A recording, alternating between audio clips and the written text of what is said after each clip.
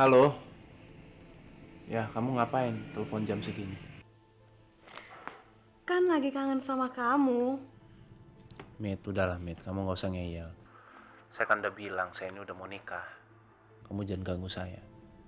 Sorry.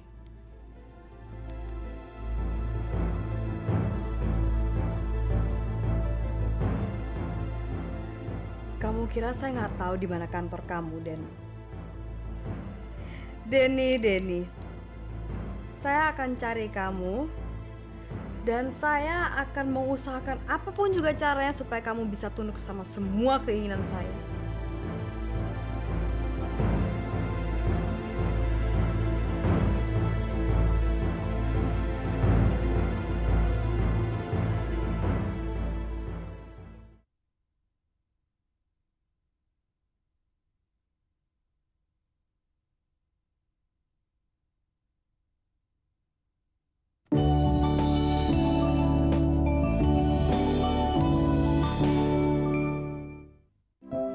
Selamat siang, Pak.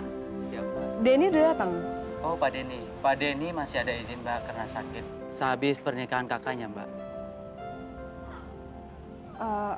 Kak Indah udah nikah? Ya, katanya sih, Mbak, begitu, Mbak. Nah, Pak, saya bisa minta alamatnya Denny nggak? Soalnya saya mau agak-agak sedikit marah sama mereka kalau saya nggak diundang ke pernikahannya Kak Indah. Kalau boleh saya tahu, Mbak ini siapa ya? Oh, saya saudara jauhnya mereka. Di dalam, Mbak. Nanti saya ambil, Mbak, ya. Ya.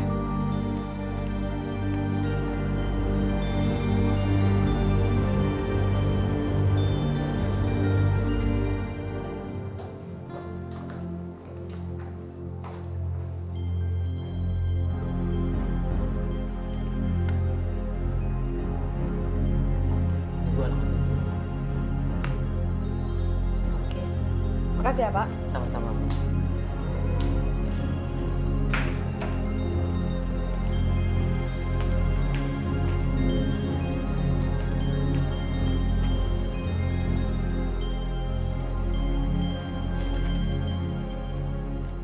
Pak, Iya, Bu. selamat siang. Perempuan yang barusan itu ngapain di sini? Oh, perempuan tadi nanya alamatnya Pak Denny, Bu. Pak Denny-nya ada? Oh, Pak Denny nggak ada, Bu. Kalau Pak Handinata? Bapak juga nggak ada, Bu. Sedang mengurusi pernikahan anaknya, Bu.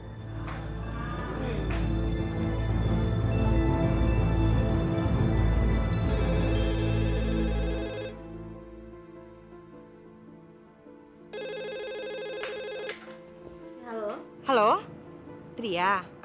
Tria, ini Tante Anita. Papanya ada? Papa lagi pergi, Tante. Tante mau tinggalin pesan? Enggak sih. Sebetulnya Tante ingin bicara mengenai kamu ke papa kamu, sayang. Tentang apa, Tante? Barusan ada perempuan yang nyari Denny ke kantor. Tapi karena Denny nggak ada, perempuan itu menanyakan alamatnya ke satpam. Dari cara bicara dia, kelihatannya dia sama Denny punya hubungan istimewa. Namanya siapa, Tante? Aduh, kalau itu Tante nggak tahu. Abis tadi Tante nggak tanya sih. Tante tadi ngeliatnya cuma dari jauh. Tapi karena Tante merasa ada yang nggak wajar, makanya langsung Tante telepon ke kamu. Untuk lebih jelasnya, lebih baik kamu ke rumah Denny sekarang.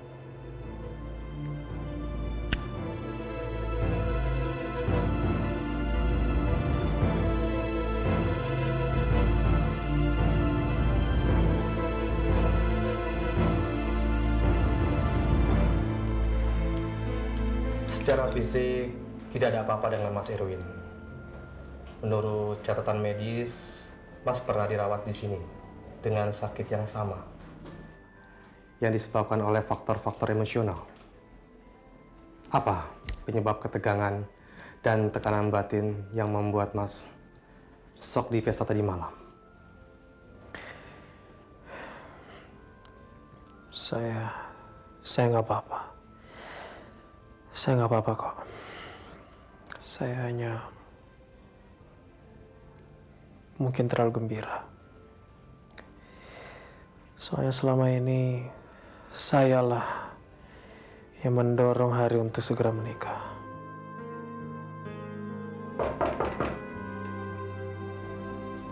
Permisi.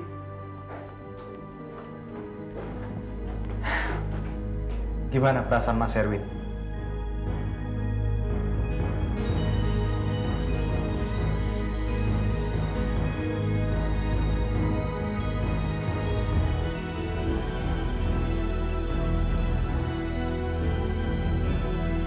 Saya baik-baik aja. Barusan keadaannya normal-normal saja. Suster, tolong diperhatikan pasien ini secara intensif. Baik, Dok. Dokter Hari, bisa kita bicara di ruangan saya? Oke, baik. Silakan, Suster.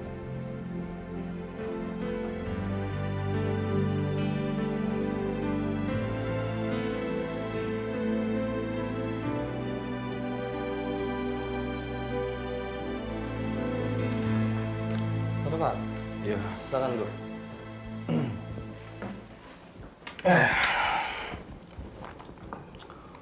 Begini, Har. Sebenarnya ada apa sih antara kamu dengan Mas Erwin? Gak ada apa-apa. Emang kenapa? Sebelum kamu menyenggung Mas Erwin, tekanan darahnya sudah normal. Begitu kamu datang, tekanan darahnya naik secara drastis. Menurut catatan medis yang kamu buat, tekanan darahnya rentan terhadap faktor emosional.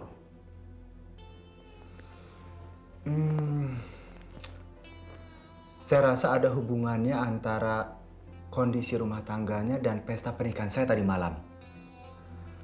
Mungkin karena dia melihat kebahagiaan saya dan Indah dan membandingkan dengan kehidupan rumah tangganya yang sangat tidak bahagia.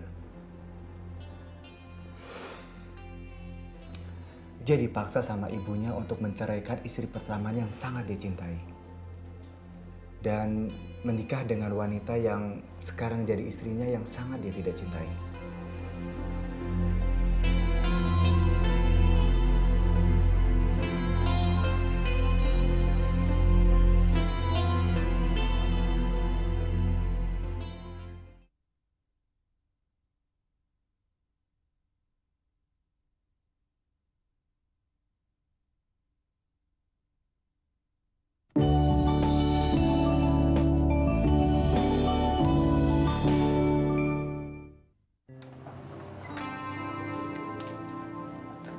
Hai, Den. Hai. Saya mau ngomong sama kamu.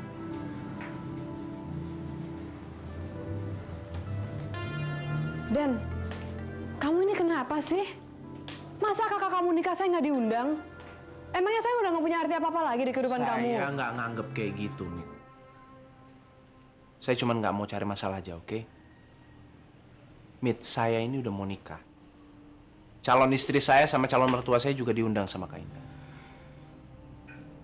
Jadi saya minta tolong sama kamu mulai hari ini jangan nemuin saya lagi. Kalau saya mau, emangnya kenapa? Mungkin nanti saya akan bersikap nggak ramah sama kamu. Nanti. Kenapa mesti nunggu nanti? Kenapa nggak sekarang aja?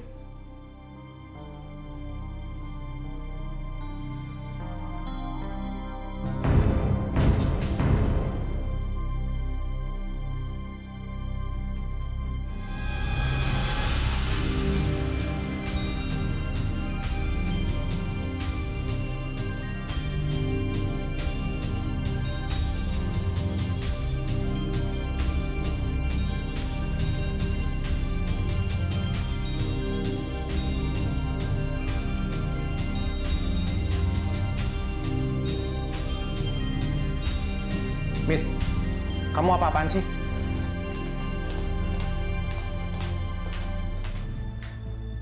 Mendingan kamu bunuh saya, Den. Lebih baik saya mati daripada kamu ninggalin saya, Den.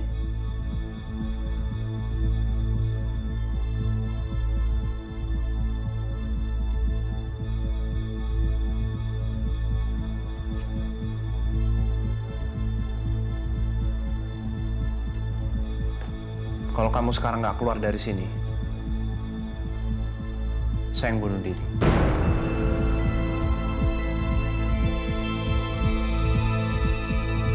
Saya serius.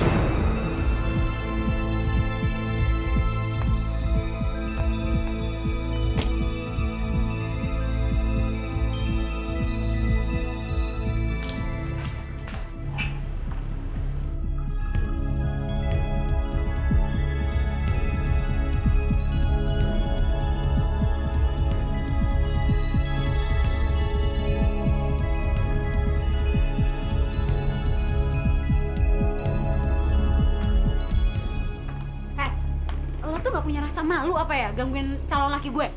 Mestinya lo yang malu. Lo ngerebut cowok gue. Emangnya lo pikir gue nggak tahu permainan kotor bokap lo? Bokap lo yang namanya Bobby itu mau balas dendam sama Denny karena dia dipecat. Dan dia manfaatin lo buat ngancurin hidup Denny. Brengsek. Lo nggak usah bawa nama bokap gue dari sini. Denny tuh cowok gue. Kalau lo nggak percaya, lo mendingan pergi ke kampus gue. Lo tanya sama semua orang dan semua orang tuh tahu Denny tuh cowok gue. Oke, gini deh. Daripada kesabaran gue habis, gue minta lo pergi dari rumah ini sekarang juga. Lo yang pergi.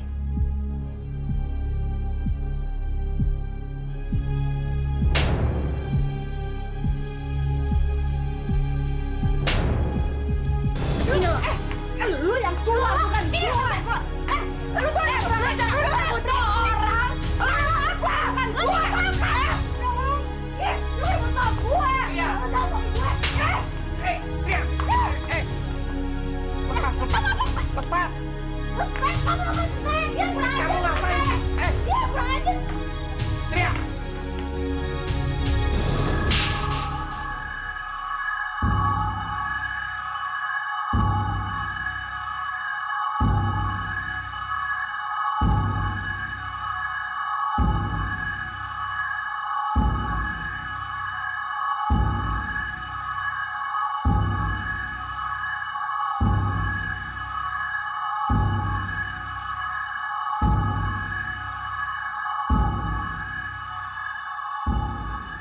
Lo lihat kan? Denny lebih ngebelain gue daripada ngebelain lo.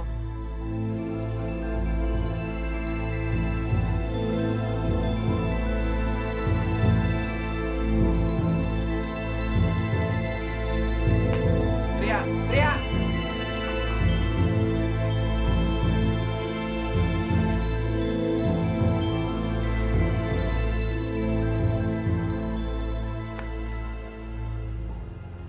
Bagus. Kamu udah merusak masa depan saya. Dan kamu jangan marah dong. Justru malah saya yang menolong masa depan kamu.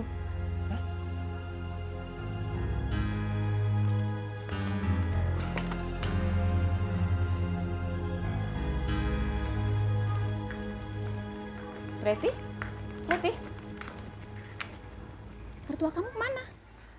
Ada tante, lagi di kamar mandi.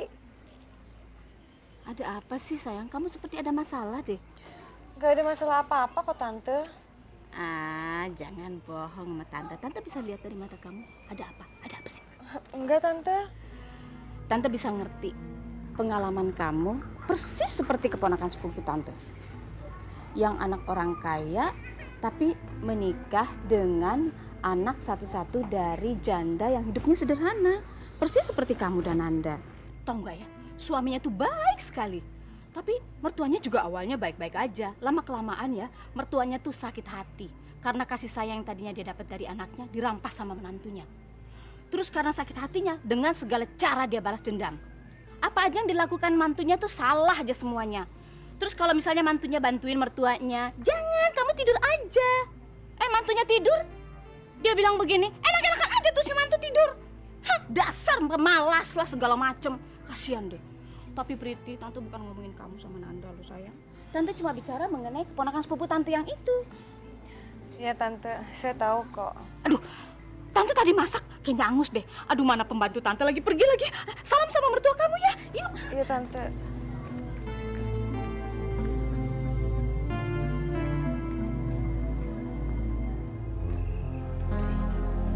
Gimana? Betul-betul bensin super. Yes, menyala.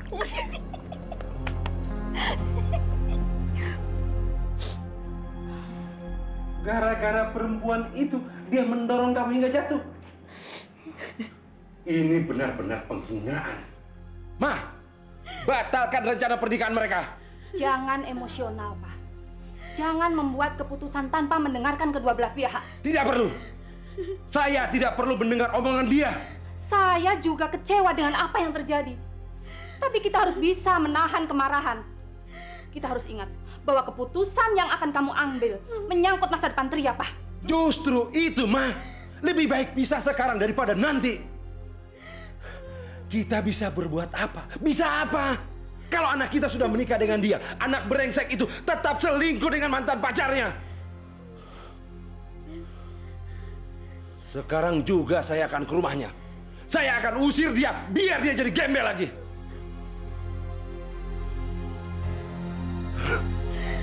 Pak.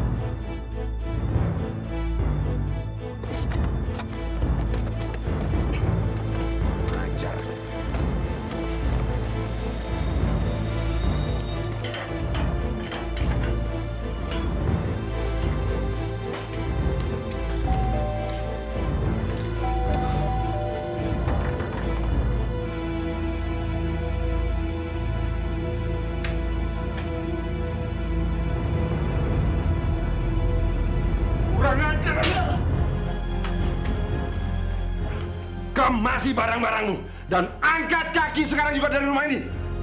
Ayo. Pak, kejadian yang tadi siang, saya tahu itu pasti bikin Bapak marah. Tapi tolong dengar penjelasan saya dulu, Pak. Tutup mulut kamu! Saya tidak mau mendengar penjelasan kosong itu. Oke. Sebelumnya saya minta maaf. Saya tahu saya salah. Saya khilaf. Saya terpaksa melakukan itu, Pak. Demi melerai pertengkaran mereka. Kalau tadi saya nggak melakukan itu, Pak, itu pertengkaran jadi makin besar.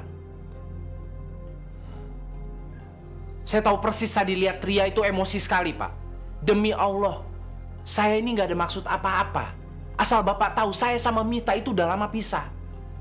Mita datang ke sini itu bukan atas kemauan saya. Pas saya ngusir Mita, Tria datang ke sini, Pak. Cukup! Saya tidak mau mendengar lagi. Sekarang bereskan barang-barang kamu dan keluar. Ayo kerjakan. Baik, Pak. Pak, ayo, Pak. Pak, cepat, Pak.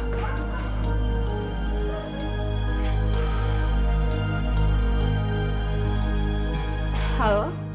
Makasih ya waktu itu lo dan telepon gue. Jadi gue bisa nyimpen nomor telepon lo dan sekarang gue bisa telepon lo. Siapa sih nih? Gue Tria. Oh, Mbak Tria. Kenapa? Gue bilangin ya, kalau lo cuma mau nelfon gue gara-gara lo minta Denny balik lagi sama lo, gue bilang lo mendingan lupain aja deh. Soalnya Tri, gue gak akan mundur 1 senti pun, ngerti? Enggak, gue juga cuma mau bilang kalau dia nggak ada harganya sama sekali buat gue. Bokap gue sekarang lagi mencat dia, rumah, mobil, fasilitas semua dicabut. Dan hari ini juga dia jadi gembel. Di mata gue sama keluarga gue, dia nggak lebih dari sampah dapur. Dan kalau lo emang mau dia, lo ambil dia, lo pungut dia, gue nggak butuh.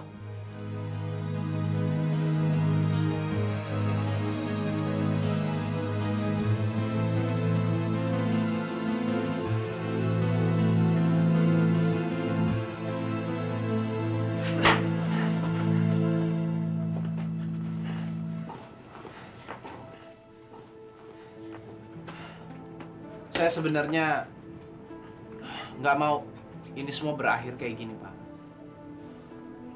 Tapi ya udah, apapun yang terjadi, saya sangat berterima kasih sekali sama kebaikan Bapak selama ini kepada saya, Pak. Dan saya minta maaf apabila seandainya... Cukup! Saya tidak perlu basa-basi. Dan saya tidak mau melihat muka kamu lagi. Keluar! Ayo keluar! Keluar!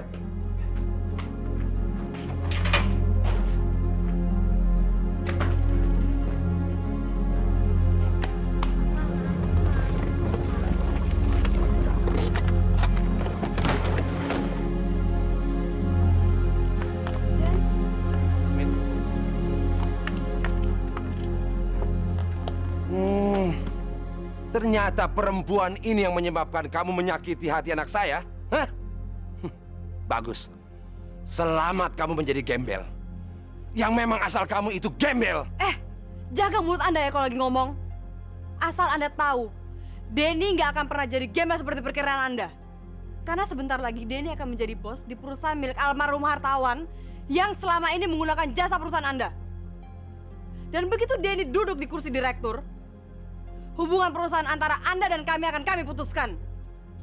Jadi Anda yang harus siap-siap jadi gembel. Mengerti?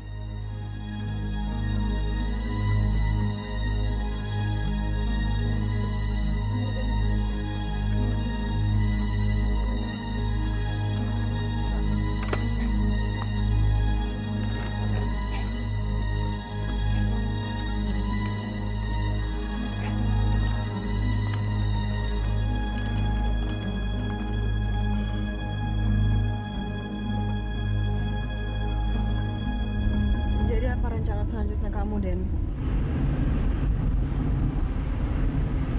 Saya mau ke rumah teman saya. Daripada kamu ke rumah teman kamu, kenapa nggak kamu ke rumah saya aja? Saya belum siap menyesuaikan diri. Lagian saya juga belum siap ngadepin mama kamu. Terus kayaknya udah tahu belum kalau kamu udah keluar dari rumah bos kamu? Nggak perlu lah, dia nggak perlu tahu. Saya nggak mau mengganggu ketenangan Kak Indah, kasihan. Tapi mendingan kamu deh, Den, yang harus kasih tahu Kak Indah daripada dia dengar dari mulutnya bos kamu sendiri. Gimana? Kan bisa-bisa jadi tambah masalah kan?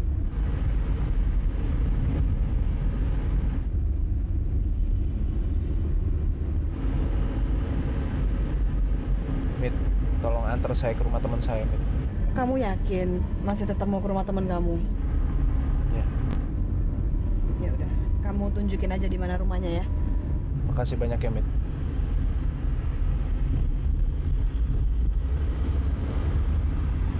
Apa aja yang dilakukan mantunya tuh salah aja semuanya. Terus kalau misalnya mantunya bantuin mertuanya, jangan, kamu tidur aja. Mantunya tidur, dia bilang begini, enak-enakan aja tuh si mantu tidur. Hah, dasar pemalas lah segala macem.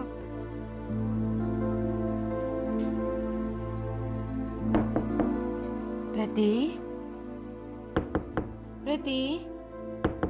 Iya? Makan malam sudah siap, Nak.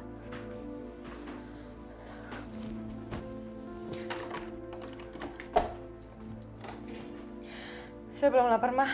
Mau makan aja duluan.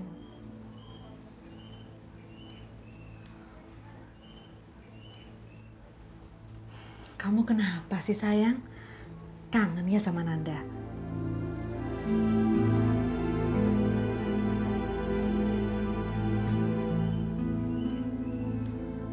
Mama mengerti, Nak.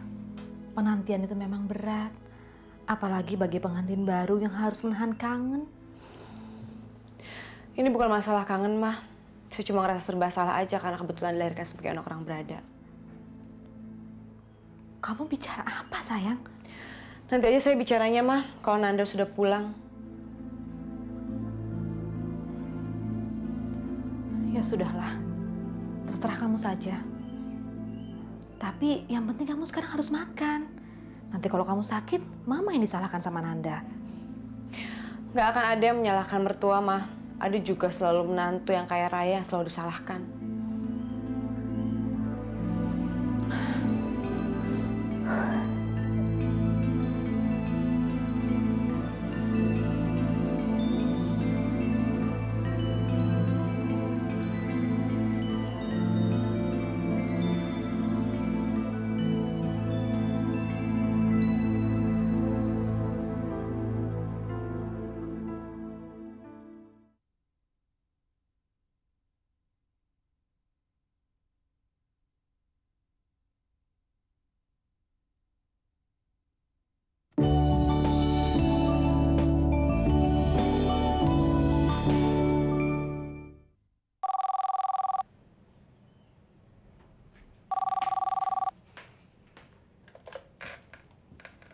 Halo?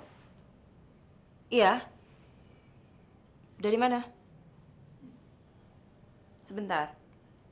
Hari, ada telepon. Dari siapa, Mbak? Tahu, katanya sih dari pasien.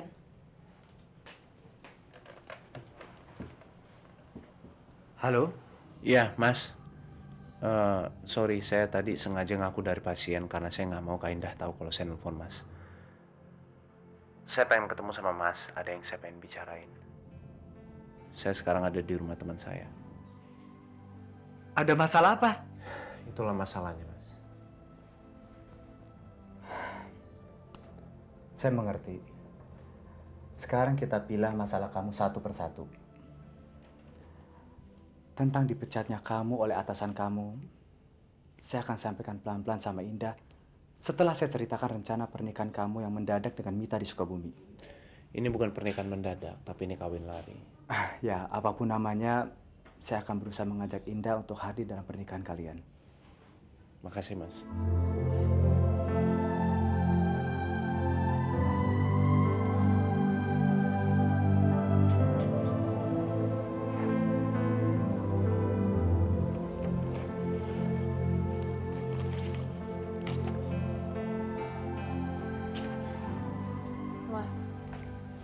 Setelah Mita pikir-pikir dan juga daripada masa depan Mita ntar akhirnya nggak jelas, Mita mikir kayaknya Mita mau nikah aja deh, Ma. Jadi sekarang Mita mau minta doa restu dari Mama. Aduh, alhamdulillah. Ini benar-benar berita yang sangat menggembirakan Mama. Nanti Mama akan kasih tahu Pak Hermawan sama Ferdinand ya. Buat apa sih, Ma, ngundang mereka? Ma, Mita kan udah pernah bilang sama Mama, Mita tuh mendingan jadi perawan tua atau mati sekalian daripada harus nikah sama Ferdinand yang nggak jelas kayak gitu. Sadar dong, Ma. Kalau mereka tuh salah satu rencana buruknya si Andri. Terus, kamu mau kawin sama siapa? Sama si Denny yang tidak punya masa depan itu, ya? Ya, dia kan lebih baik daripada si bajingan Andri itu. Mita, dengerin Mama. Mama pernah bilang sama kamu bahwa Mama tidak akan pernah mengizinkan kamu untuk menikah sama Denny. Dan omongan Mama ini tidak pernah akan Mama cabut. Kamu harus tahu bahwa ini tidak ada hubungannya dengan Andri. Ngerti?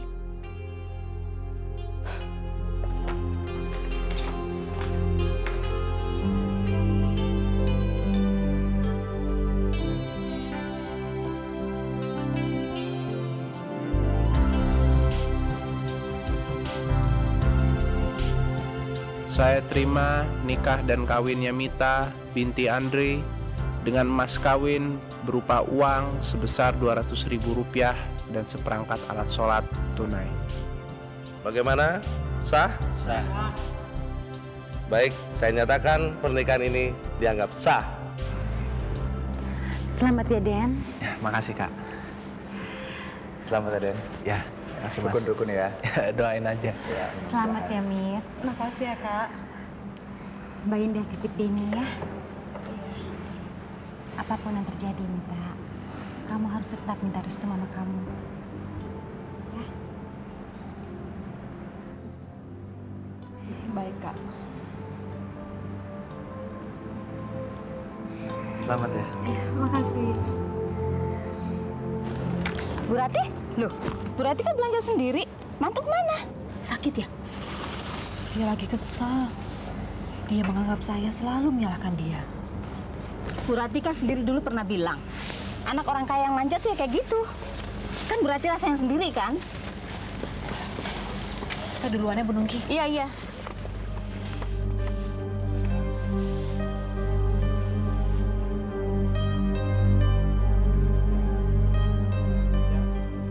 Kita sudah kehabisan cara untuk menyadarkan Erwin, Mah. Tadinya kan kita pikir setelah Indah menikah, lalu Erwin akan sadar dan bisa menerima saya. Ternyata dia malah shock. Kamu tidak usah takut, Asri. Mama masih belum kehabisan cara untuk membuat si Erwin benci sama si Indah. Lalu akan Mama buat supaya si Erwin itu bisa menerima kamu sepenuhnya sebagai istri yang dia cintai. Mama akan bicara sama si Erwin. Tapi Mama minta kamu nanti harus berpura-pura seakan-akan kamu tidak sependapat dengan Mama. mau bicara apa? Mama akan ceritakan sama dia garis besarnya dan nanti kita sesuaikan apa reaksinya si Erwin itu. Oke?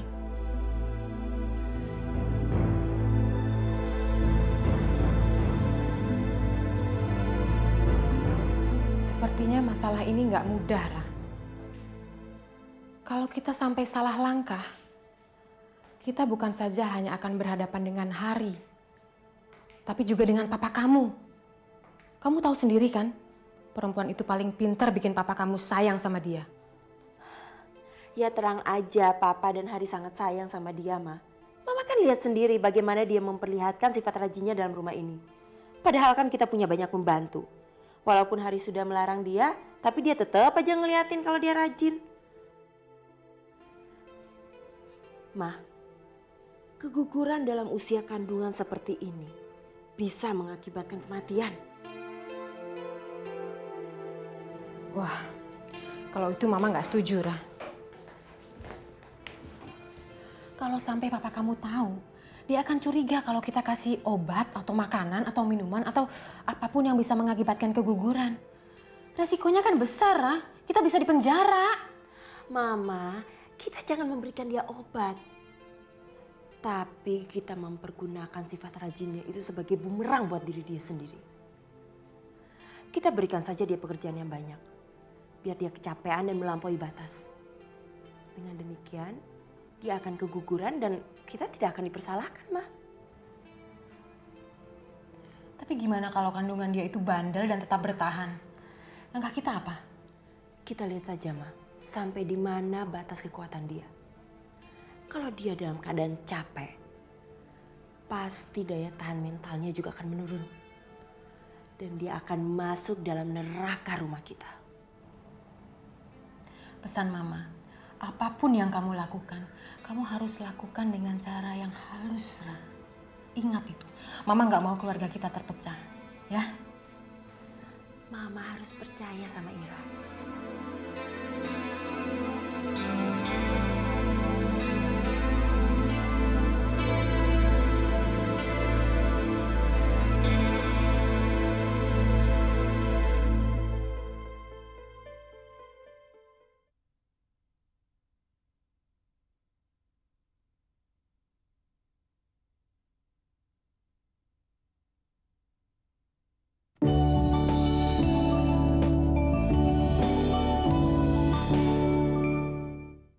Terus terang Erwin, Mama pribadi lega hati Mama melihat si Indah nikah. Dengan menikahnya dia itu hidupnya kan tidak terkatung-katung. Nah kamu kan tidak akan diganggunya lagi. Ma, Dokter Tony kan udah bilang, jangan bicarakan hal-hal yang bisa mengganggu ketenangan Erwin. Mama tidak mengganggu suami kamu. Mama hanya menyadari suami kamu bahwa dia itu dikerjain oleh si Indah. Mama sebagai wanita tahu betul bagaimana sifat perempuan seperti si Indah itu. Sifatnya tidak bisa dibaca oleh si Erwin karena mata hati si Erwin itu sudah ditutup oleh apa yang dikiranya cinta. Dia itu sebetulnya hanya mau mengganggu rumah tangga kalian. Masa sih, Ma? Iya. Coba lihat, segitu banyaknya laki-laki kenapa dia harus memilih Dokter Hari?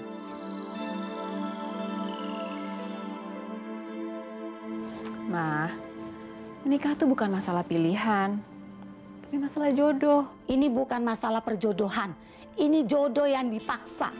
Dia sengaja mendekati dan menjebak Dokter Hari sehingga dia menikahinya. Karena apa? Dia tahu bahwa Dokter Hari itu adalah kawannya Erwin. Ma, nggak baik kalau nuduh yang bukan-bukan. Alah, kamu mana tahu? Kamu masih muda, masih lugu.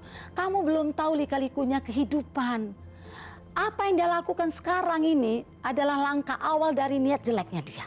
Nanti yang sebenarnya darah dagingnya si Erwin bisa dia katakan itu darah dagingnya si Dokter Hari.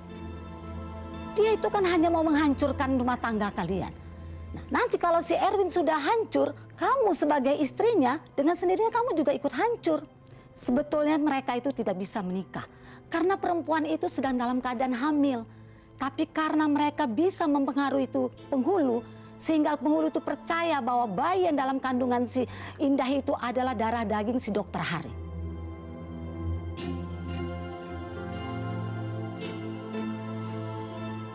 Kamu Erwin, lupakanlah si Indah itu. Biarkanlah dia menjalani kehidupannya. Dan kamu jalanilah kehidupan kamu dengan Asri. Mama sih tidak minta macam-macam sama kalian. Mama hanya minta cucu saja dari kalian.